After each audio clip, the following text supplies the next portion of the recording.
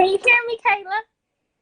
Yeah, I can hear you. You can hear me? Yay. Okay. So I always have so much anxiety about going live because I'm always like technical concerns and all those kind of things. So just bear with me as I'm an old lady trying to deal with, you know. Okay. I want to start off by saying this is episode 4.5 of Hug Your Right Friends. And we are here because we are directly responding to some ideas that were presented in our last episode, episode 4. All right. And so before we begin, I want to take time to thank you for showing up today. Well, you don't just show up today, you show up all the time. You're such a supportive Black woman, and everything about your energy is amazing. So I wanted us to start off by me just explaining a little bit about what Hug Your White Friends is. And then I wanted you to tell us a little bit about yourself and your platform and your work. And then we're going to get right into this conversation. So how does that sound?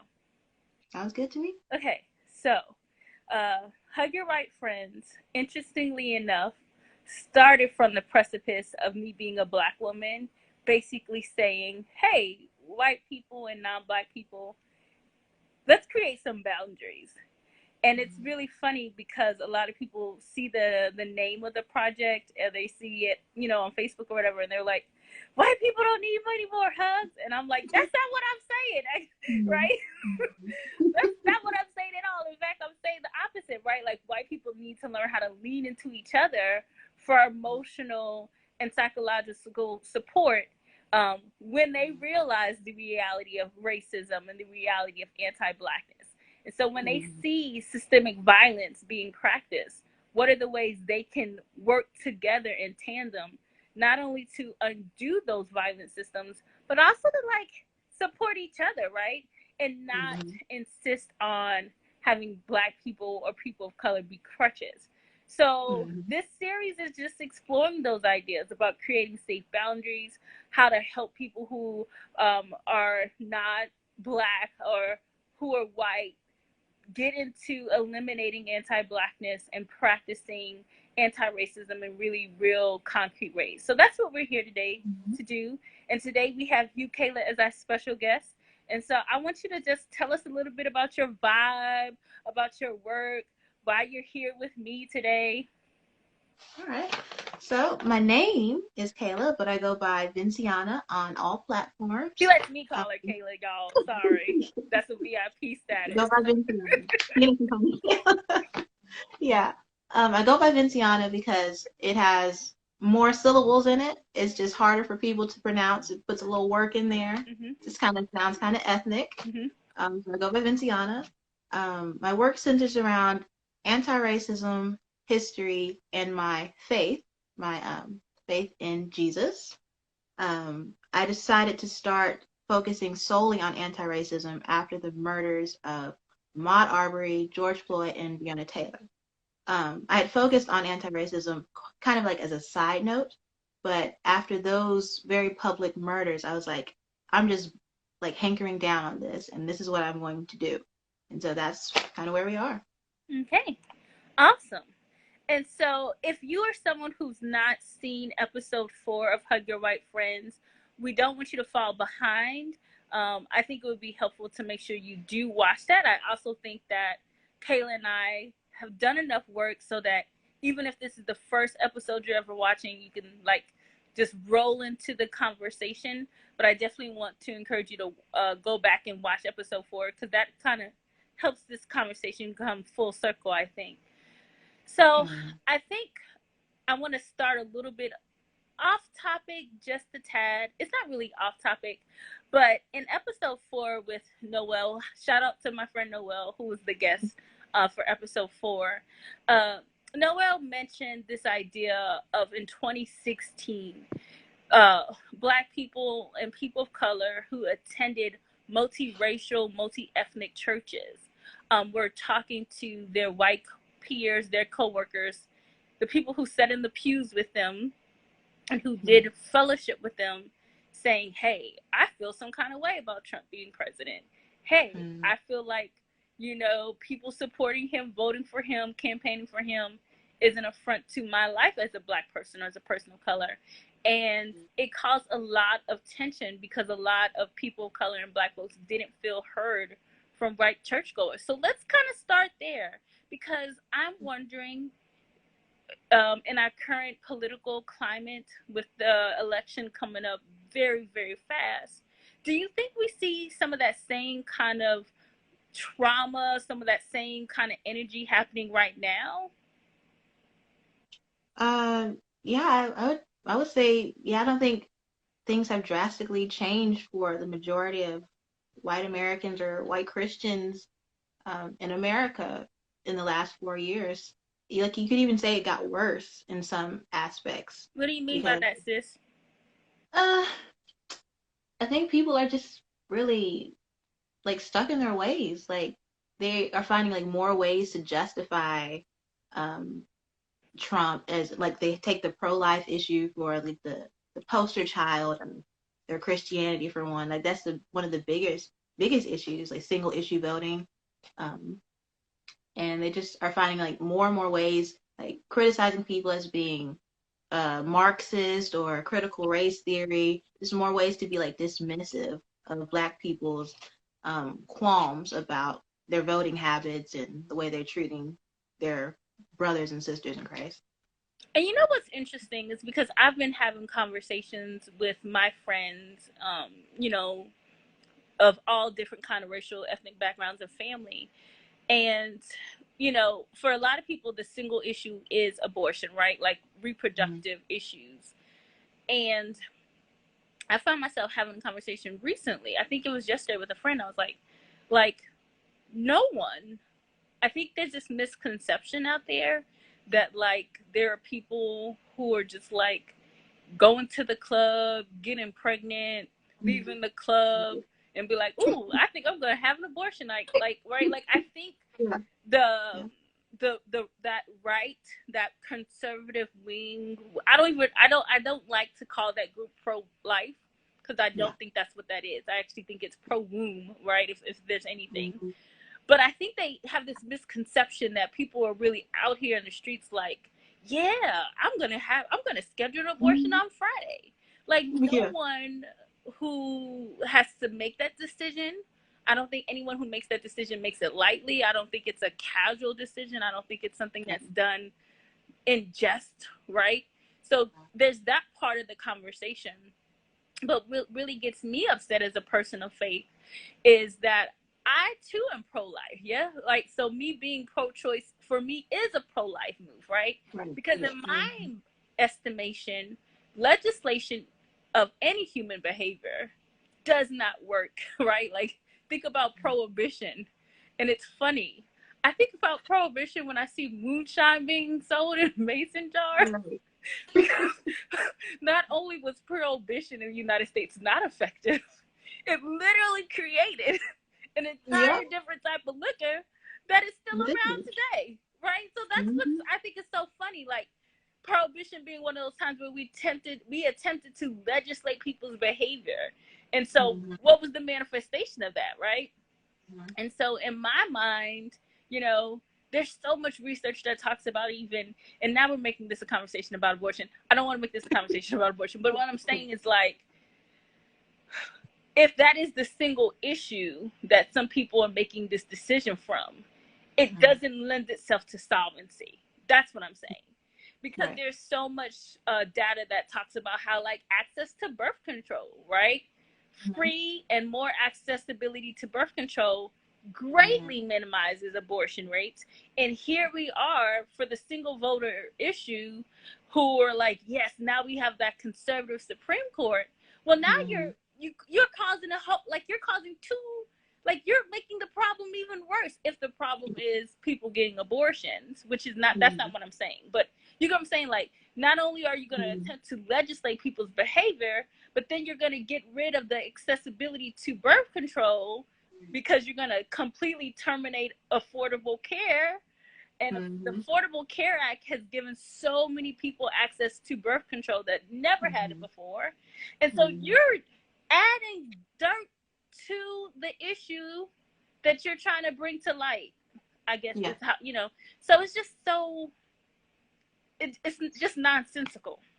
Yeah, it's like you're creating a demand for what you're saying you want to go against. I'm Yeah. like, why are you putting the demand for more abortions by limiting people's access that they would need to have abortions? Yes.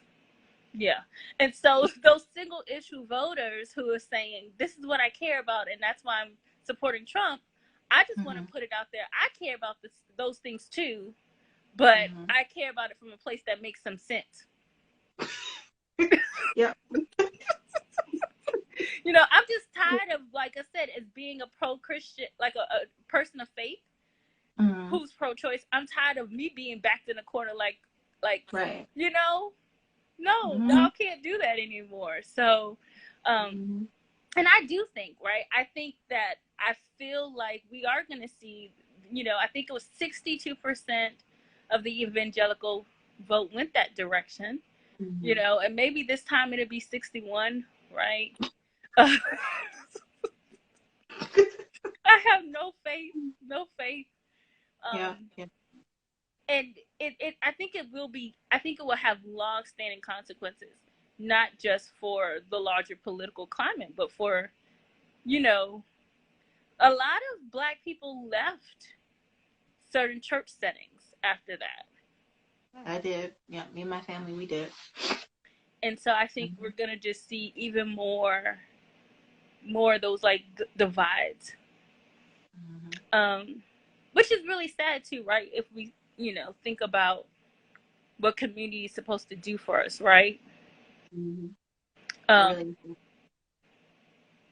I feel like you were making a thought there.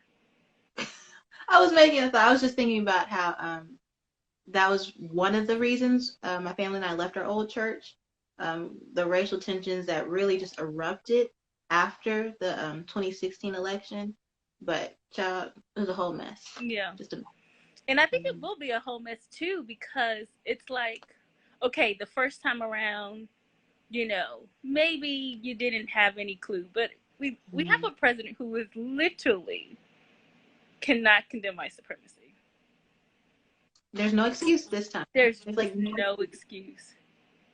And so, you know, if you're going to do a thing, do it, right? I always, so I'm a single woman, you know, and here's me launching us down another pathway, but I've always, so like, I'm a single woman who has attempted to date in the past, and dating is a hot mess, but that is not what this conversation is about, sis.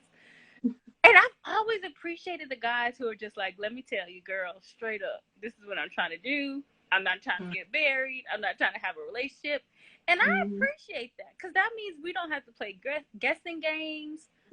I'm very aware of your intentions. And so kind of like to bring that forward, at least what's the group, the popular guy, what's the group that the president is told to stand up and stand down? Oh, the Proud Boys. Yes, at least those people are just out there with their white supremacy. They like, Yes, I am. I'm a white supremacist. Don't beat around the bush. Don't just be it. Live your best life, white supremacists. Don't hide in the shadows. Just be honest. And then when you just out with your white supremacy, you can make new friends. You can go to the meetings, but you can't be in community if you're not out with the community. You know, they have rallies. They probably have barbecues, Caleb. Not the cookouts. They probably have cookouts with moonshine. Oh man. So I'm just saying, like, if you're gonna do it big. Be great at white supremacy. Don't be lacking, you know? Don't let them catch you sleep. Yeah, just be a great white supremacist. Be at the top of your class. Make white supremacists great again. You should have sold that. We should probably stop joking, because someone's going to see this and think we're dope. We are clearly not advocating for white supremacy. What we are advocating for, though, real talk, is be honest. And that's, I think, what we're saying, right, with our Christian, you know, brothers and sisters. There's a certain amount of dishonesty in that. Yes. So Again, let me be clear. I'm not advocating for group membership of the Proud Boys. In fact, we are here to undo the work.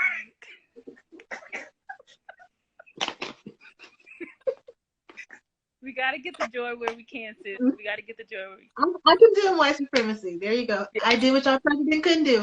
I can do white supremacy. Yeah. So, before we move forward, I mean, what are the things, if we were able to,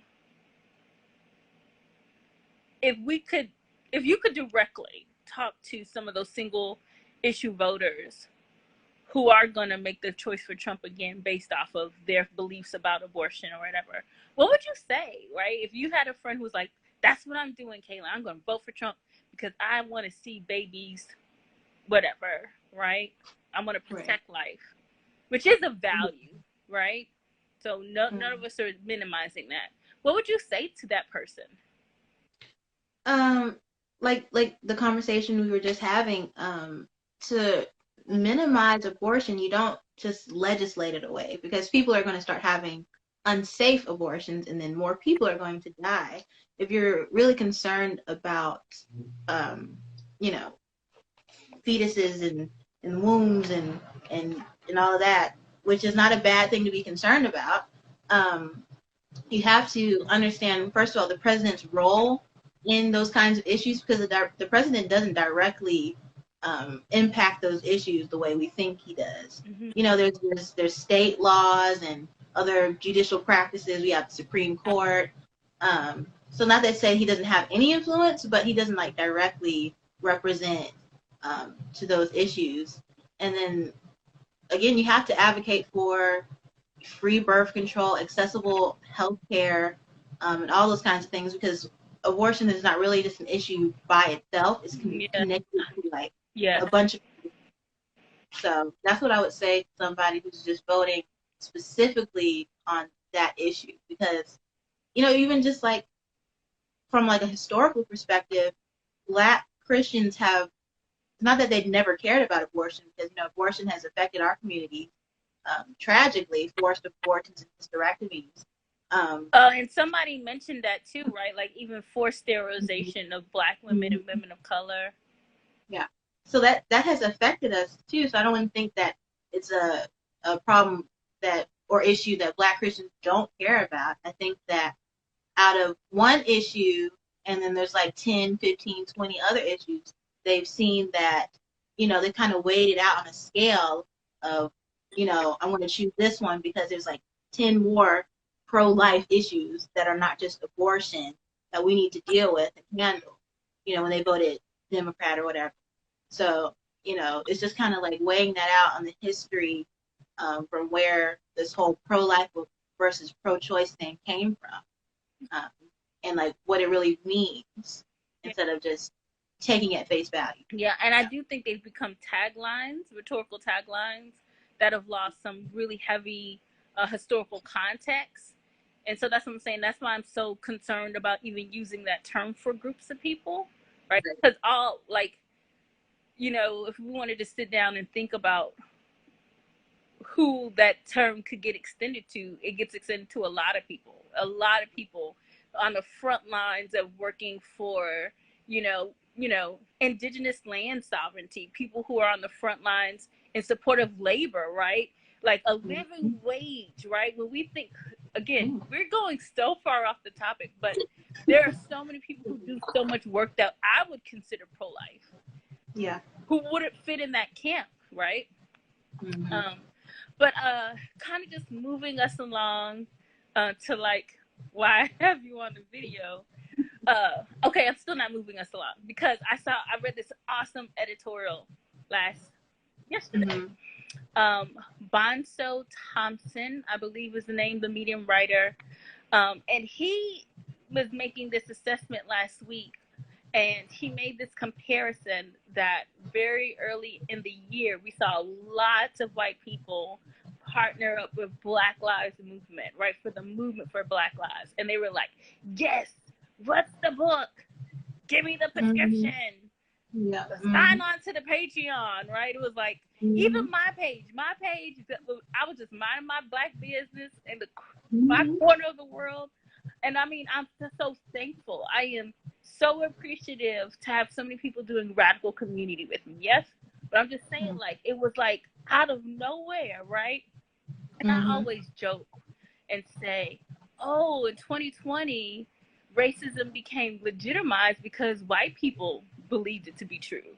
And like white men who were like leading companies, right? Because if you want something to be legit in the United States, get a white guy who's a billionaire or a millionaire to sign on, right? You know, you want everyone to have a pet elephant, Jeff Bezos needs to get one and then take pictures on Twitter with it. All right. So what I'm saying is, white racism in 2020 became legitimized because of white branding. And so what Bonso Thompson is saying in this editorial is he like, oh, it was a summer fling for y'all. Which I thought that was a great metaphor. What do you think? What do you think? What are your thoughts? That is a great metaphor. I mean, like this summer I saw like a lot of people, you know, following me. They even made payments, and there was like a lot of like engagement and a lot of dialogue about, you know, like the movement, being anti-racist. I saw like even food bloggers who have never mentioned even white privilege were all of a sudden sharing anti-racist literature. I thought you were going to say anti-racism recipes. I'm like, girl, what is that? Is there a difference between racist peanut butter cookies and just regular peanut butter cookies? I don't know. It is America. and so it was just, I was getting like these emails, and like it was on like if you go on your TV and it's like Amazon had click here if you want to learn about anti-racism. And so it was everywhere. And I mean, I mentioned it briefly. I posted like a timeline of American slavery to Jim Crow era, to the civil rights movement, and until now.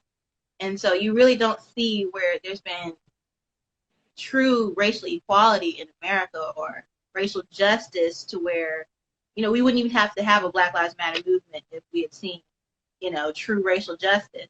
And so it was like the movement can't lose momentum, because I saw that a lot of white people were getting ally fatigue. And I'm like, how? That's a privilege for you to be fatigued. Like, we live this like every day. How are you going to be fatigued? I'm tired. I need to take a nap. Girl, you going to go out there and fight racism? And I was like, it was just a lot of performative stuff. I saw a tweet from Maisha T. Hill. She said, white folks ghost their anti-racism journey because they're addicted to comfort and safety. Like, you don't realize the inherent privilege in that. They're like, okay, I'm done with that. I'm tired of that. They did a lot of performing things like posting a black square and then never saying anything else. I'm like, and so it was just really performative. Even people I had known in the past who caused me like a lot of racial trauma and hurt, where suddenly Black Lives Matter fits up in the air going to protest, and then just steadily decline. The hand just went down. It just, yeah. I wanted to talk a little bit about ally fatigue. So I'm going to make a larger metaphor. You know, I'm so Southern, right? Southern people, I feel like we just go all the way around the block. So last week, I experienced, I guess it's a real term, a doctor used it with me, so I think it's legit. And he was handsome. That's neither here nor there. I was like, yes, handsome doctor, teach me words. But he was like hurricane fatigue, right? Because like I live here in South Louisiana, and so Hurricane Delta came, and that would have been the fourth hurricane I evacuated from. And I was like, I ain't doing it. Like, I sat in my chair one day, like on Thursday last week, I think. And I was going to get up to like pack, right? I was like, okay, I got to pack, got to gas up, all these things. And when I went to stand up, my body was like, no, ma'am. And so I just sat down for hours, and then it was too late to evacuate. So then I was like, I got to take my chances right here. Okay. And I bring that up to say, I do think it's possible to get weary, right? That is a very real thing for all humans, right? To be taxed. And I think because we're living in multiple pandemics, right? You know, that anxiety, the uncertainty we experience, that's a real human thing. And so I never want to minimize the idea that, like, after your seventh protest or whatever you're doing, it can be like, right? But on the other side of that, like, it's like you said, and it's like Maisha said, there is a privilege to be able to say, now I choose to turn away, right? I can opt out. And I think that's the thing people are missing, right? Like, we have to make space to say, yeah, so what are the ways you're taking care of yourself when you experience fatigue, right? That's real. But also making sure that white people hold each other accountable. And saying, hey, I know you're tired, friend, but the work is not done. So how do we create those opportunities? By we, let's rephrase this. How do you white people who are watching this episode create that level of accountability for each other, right? An accountability that says, hey, I see that you're tired. I see that this is triggering. Make space for that, but the work must be done because our Black and brown brothers and sisters never get to turn away, you know?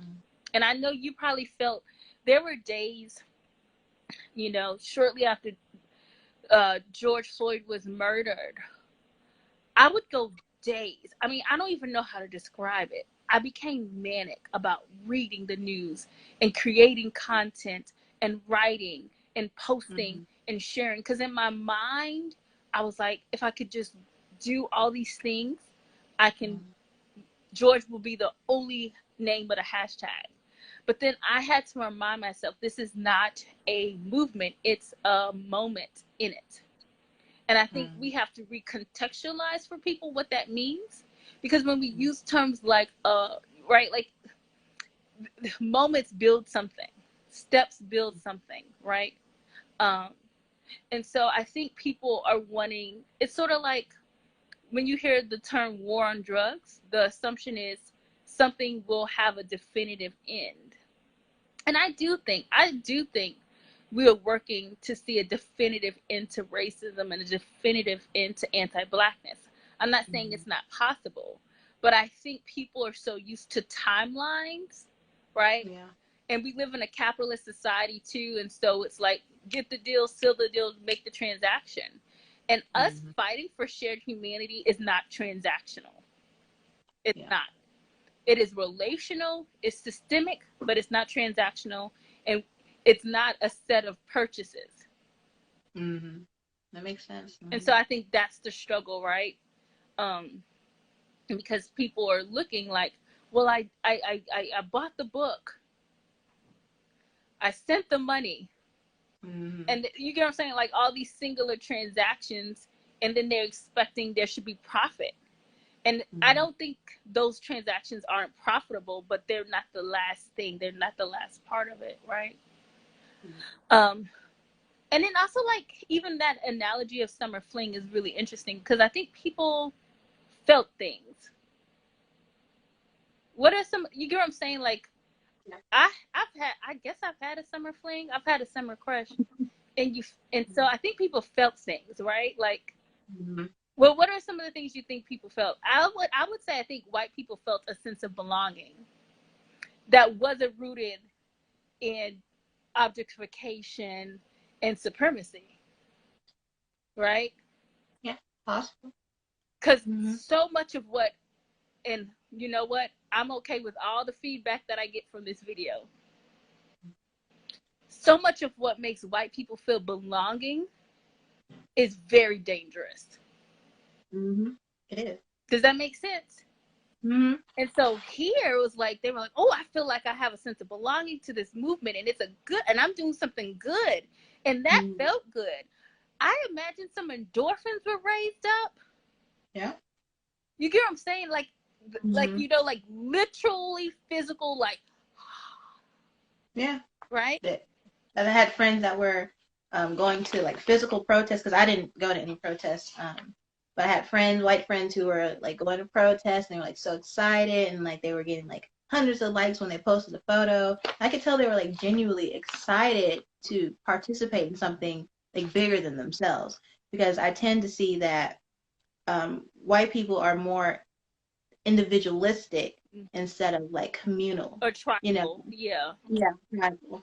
And so they're a part of something, and it's so something when good.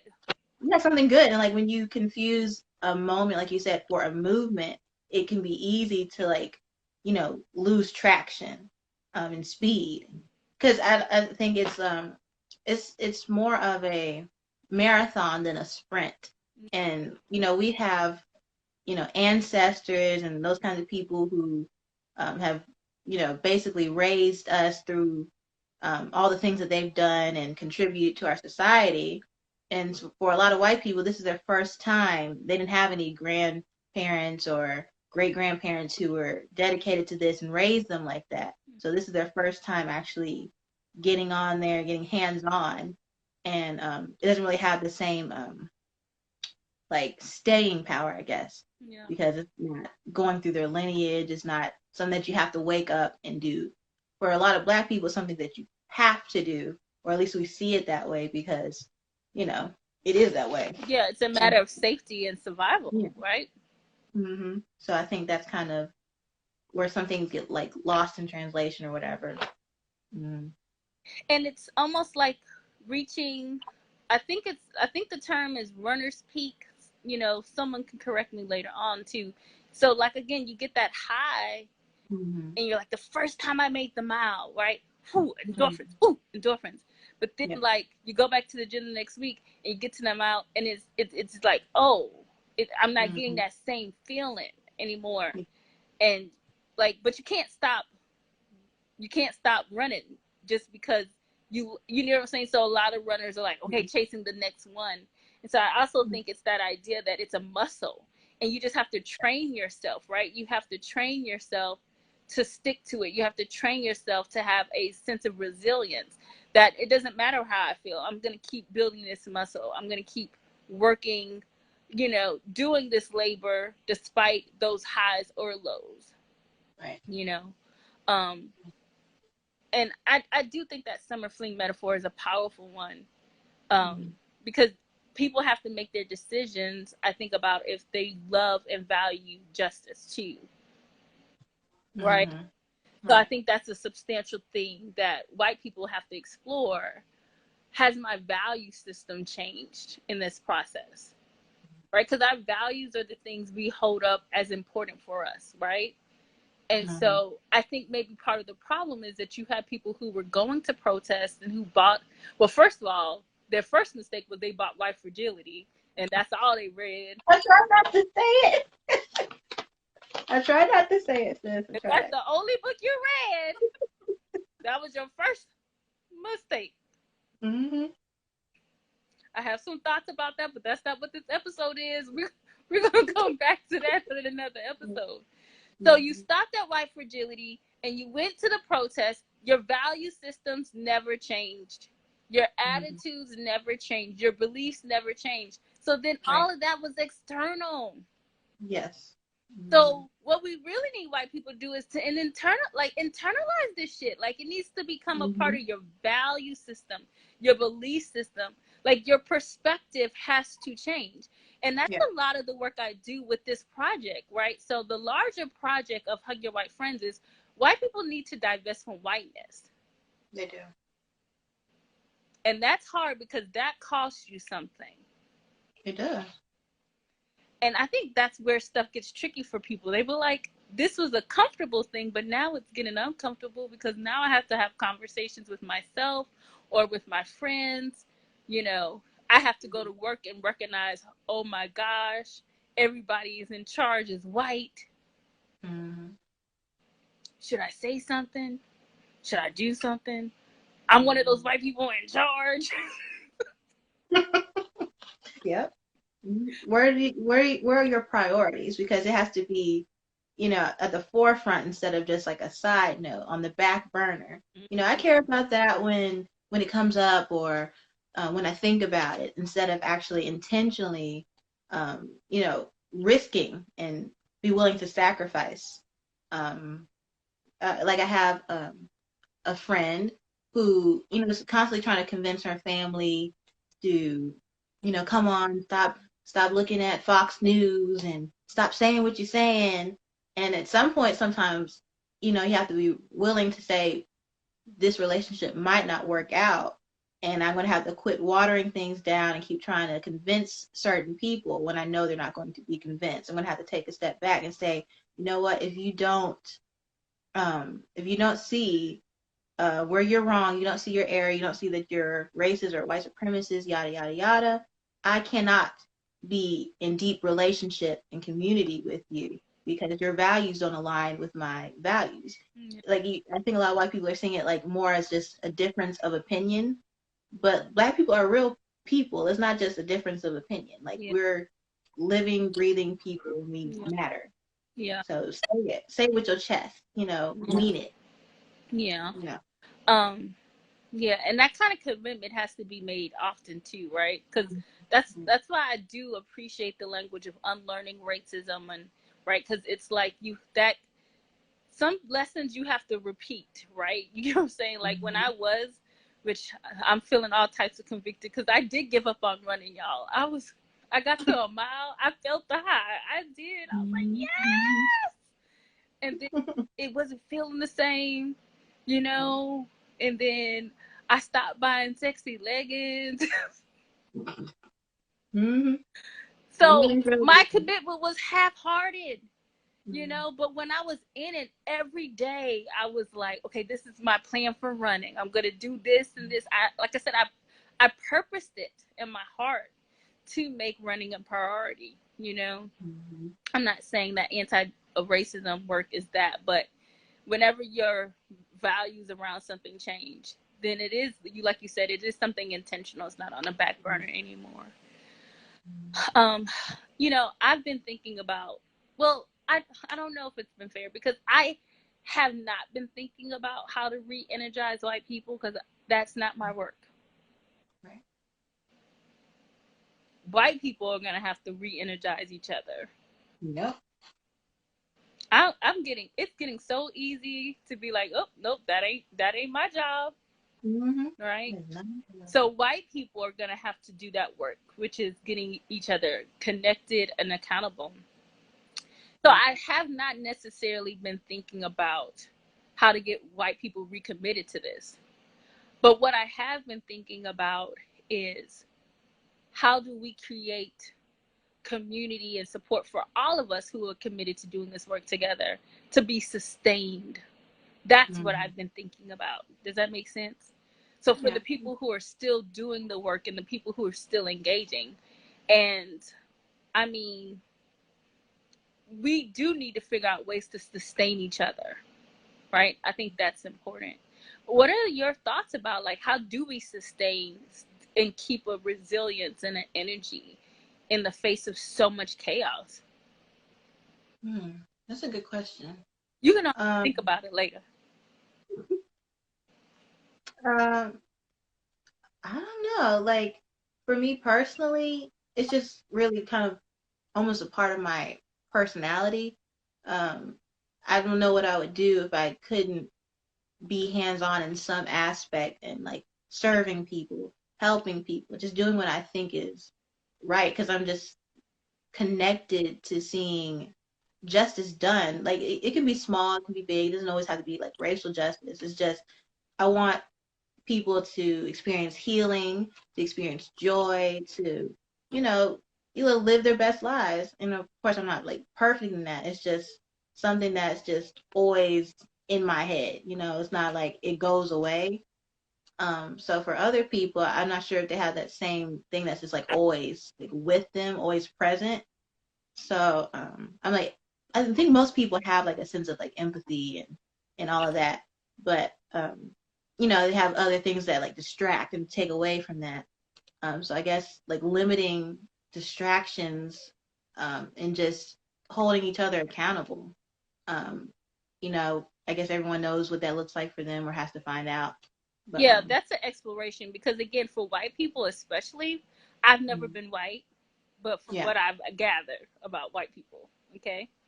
Want to be Mm. clear, white people, I'm not saying I've been white, okay? I have not walked in y'all's shoes. Yeah. But that accountability is hard because I think whiteness doesn't create space for white people to even be accountable for each other, right? So, like, one of the tenets I talk about of whiteness is this idea that if there's an era, there's like failure's not allowed in whiteness. Right.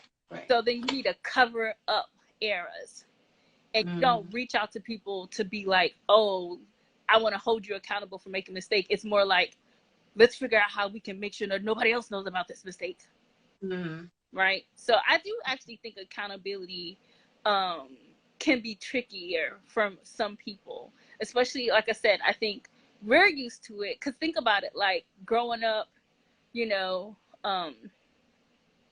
like even think about household dynamics, right? Like if you grow up, and I'm not trying to be stereotypical here, but I'm just saying most people who are Black have grown up in family units, tribal family units, lived in homes that are intergenerational. And this is true of other people of color too, right? But at some point, you know, if you get a group of 10 Black folks and say, raise your hand, how many of you have taken several baths with cousins? We like, yeah.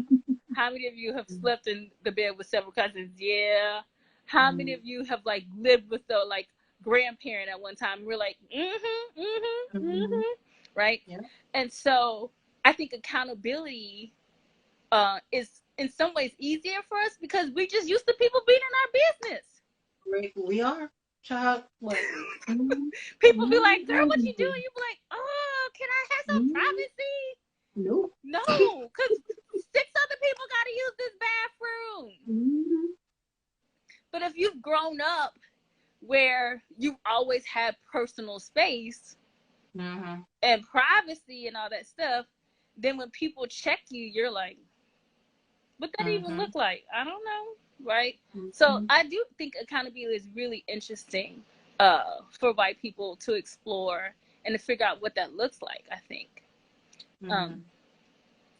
So why you're here today, Kayla, is a lot of what we wanted to talk about is response to episode 4 of Hug Your White Friends.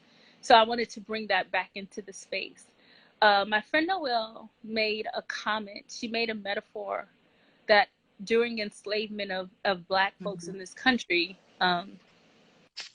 you know, Black women were nursing maids for white children, and white mothers were able to rely on Black women to nurse their children and their seed, even at the expense of the Black children of those moms, right? And so Noelle made the analogy that white women are still nursing, or are still utilizing Black women as nursemaids, except for this time around, we are nursing, you know, white women who are trying to explore anti-racism and work, and we're letting them emotionally lean on us. So I wanted to get your thoughts on that, you know, because I know that you watched the episode and had thoughts about it. And I think the term you used was the mammification of Black women. So I wanted to get you on the line because I felt like you had a lot of thoughts in reference to that. Oh yeah. So like, I saw it a lot growing up in multicultural spaces where there would be a sort of like grandmotherly Black woman, and they were kind of like the white people in the space would make her a sort of mammy. You know, she would be the one who cooks their fried chicken, and they're like handing all their white babies to her to hold, and they're like, oh, grandma such and such, you're the best. And so they would kind of make this woman, they would call her like auntie or grandma. You know, good and well that she's not really that close to them personally, because they still have their real grandmas, they still have their real aunties who they take on vacations and to just do their white people thing or whatever. And so I would watch them take care of their kids, but still not really be a part of them, and they kind of expected this, like, this big Black woman comforting them, and so to speak. So like when I look at it, like in the historical sense of the stereotypes of mammies, it was like mammies were always supposed to take care of the white children, even when they didn't have their own children, because their children were, taken from them or killed or whatever. So it's kind of like they're a nanny, but not good enough to me. And so they comforted white women, leaving them with babies. They would nurse their babies like you couldn't nurse your own kid. And so, you know, uh, Patricia A. Taylor said, I refuse to fluff up a nice soft pillow for white supremacy to land on.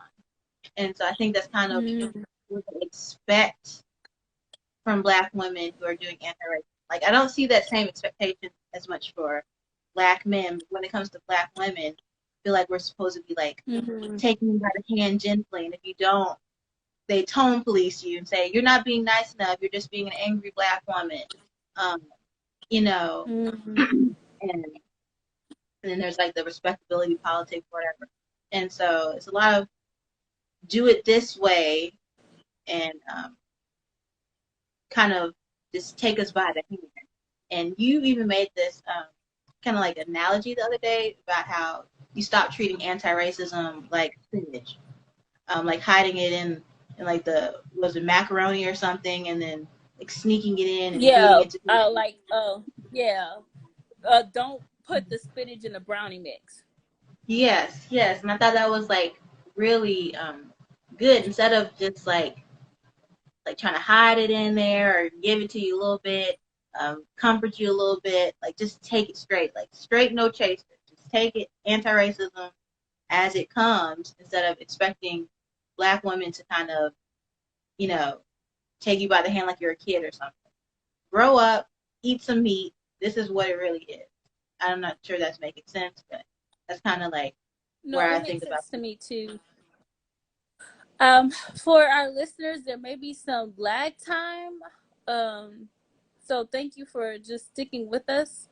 Kayla, because like I think there's some delay. I'm getting some delay from you. I'm hearing you, but just a little bit of a delay. Do you hear delay from me? No. I think you're on time. Oh, okay. Yeah. Okay. No, I agree with you, and I feel like, so there's so there's this one part where, and I'm trying to figure out the best way to frame this.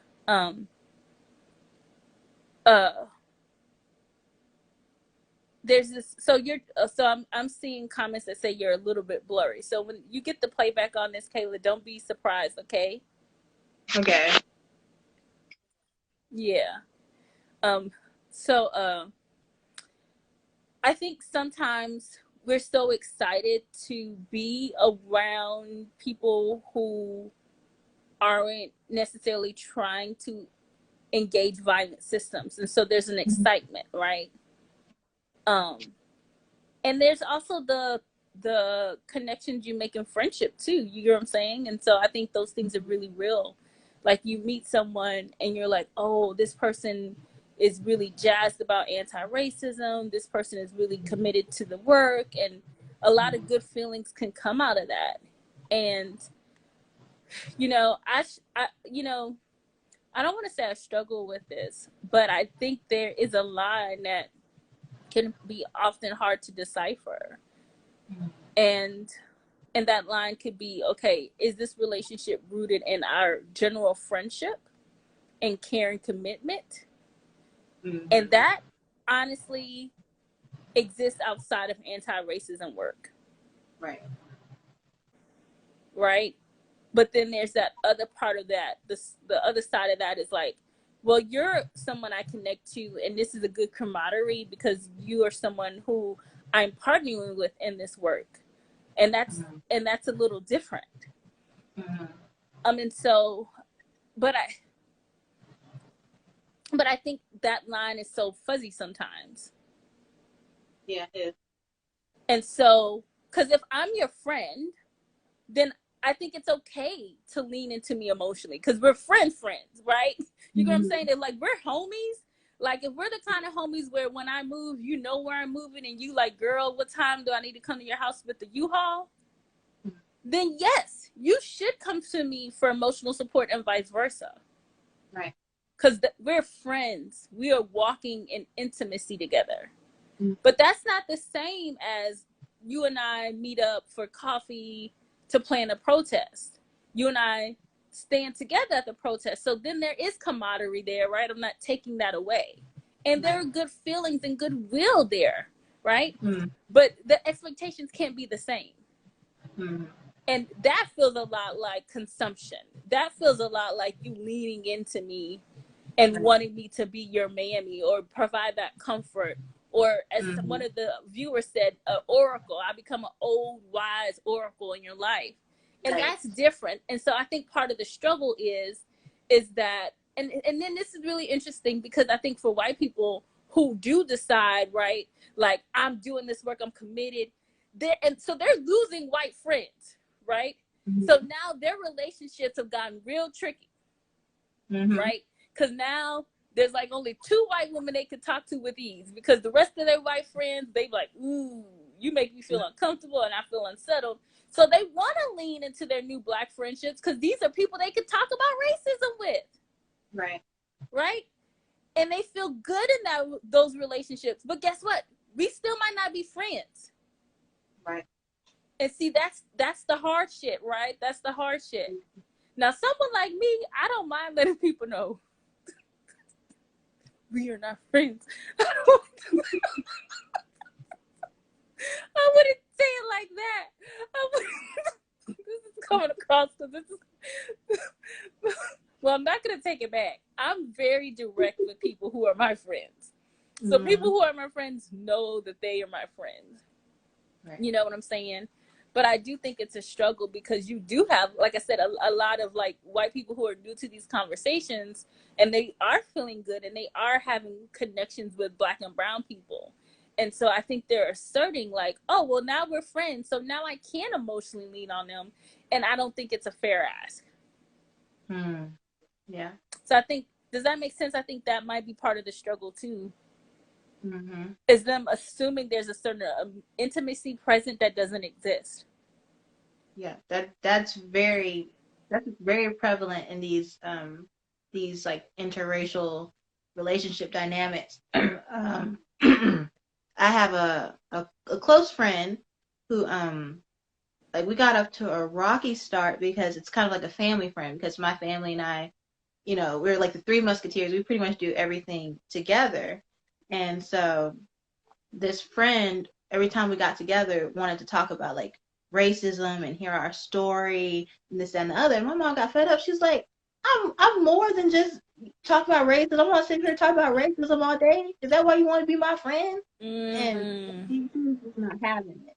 She's like, I understand like you want to be, you know, an ally, anti-racist, whatever this is you're trying to do, but your friends are people. Like they're more than just, you know, black and racism. They're more than that. They're more than just black, I say. Not like that, but you know what I'm trying to say. Like we're more than just issues that come with blackness, or not blackness, but like white supremacy's attack on blackness. Yes. Like we're more than just a race. Like I'm more than just a woman. Like I'm a person. I have other likes and interests. I'm not just feminist. I'm more womanist. And like she just wanted to always talk about that and hear our stories and cry with us. I'm like, girl, I don't want to cry. I don't want to cry. I want to talk about something else. Let's talk about Star Wars. The sky is blue, you know. Yeah. And so kind of like drawing that line of, is your friendship or relationship to us just about us being black folks, or do you genuinely care about us as well as people? And like, is it reciprocal? Because like a relationship requires like yes, you know. And so I think a lot of white people are having a hard time drawing that line because they'll use this thing, my black friend. I'm like, girl, that is not your friend.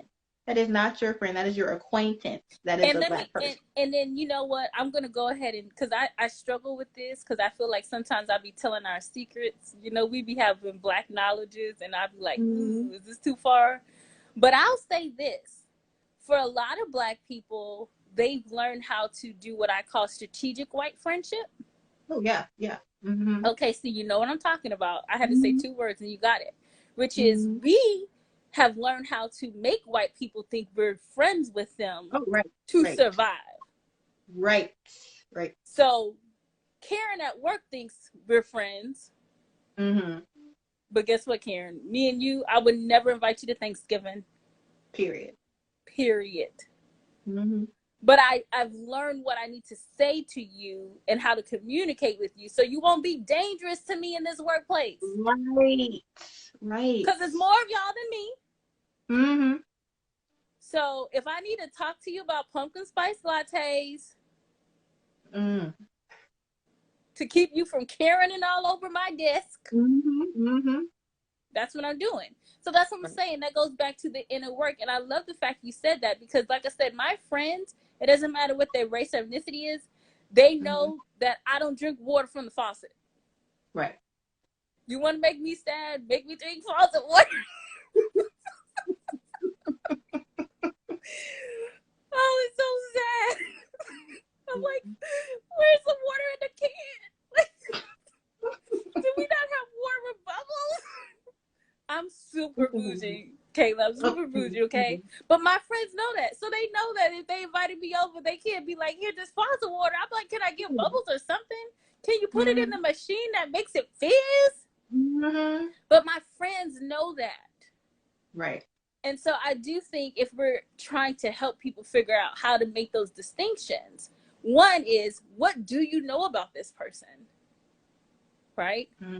What is it that you like, you know, maybe another way to think about this is, what do you know about me that you couldn't have Googled? Right. And that second part is how much reciprocity is involved in the relationship. So I think those are two things that can really help white people be like, oh. And let me also say this for white people who are going to see this. If you are someone, if you are a Karen, and you looked at this video and you were like, oh, Keisha is not my real life friend, don't come at Keisha. Please don't get mad at Keisha. Please. Don't try to like call your boss on her. Don't do it. In fact, use this as an opportunity, right? Because maybe you could try to create space to actually become Keisha's real friend. Right. If she wants that. Mm-hmm. Okay, we're running out of time. Last question. What are better ways for our white friends to be white friends? I think we can. Or what are better ways for white people to show up? Don't ask us everything. Go on Google, read a book, and don't Not read. White Fragility, though. Yes, don't read White Fragility. Do not read that. No. Come on. You know what? I'm not even gonna talk about it. But don't read that. Like, if it's something you can Google, if it's something you don't really need to know right now, if it's not like a pressing matter that's just super important, don't ask me what code switching is. Look it up. Okay? Don't ask me what's an Oreo. Look it up. It's so much emotional and intellectual labor that you don't need. It's unnecessary. Just think about it, Google it. It's not new for us to have to explain things. Like I've had to explain to one of my friends when I was growing up, was like, I put oils in my hair, and she's like, "Won't that make it so greasy?" I'm like, "No, my hair doesn't produce oils like yours does." And she was like, "Whoa." I'm like, I have to educate y'all all day, every day. I'm tired. Okay, final words, sister. You got 20 seconds. That's it. The last thing I would say, part of being a better ally and friend is learn how to decenter yourself. And that's really hard because we live in a capitalist society that tells everyone they can have a stage. And also keep checking out Hug Your White Friends and listening to more conversations like this. Thanks.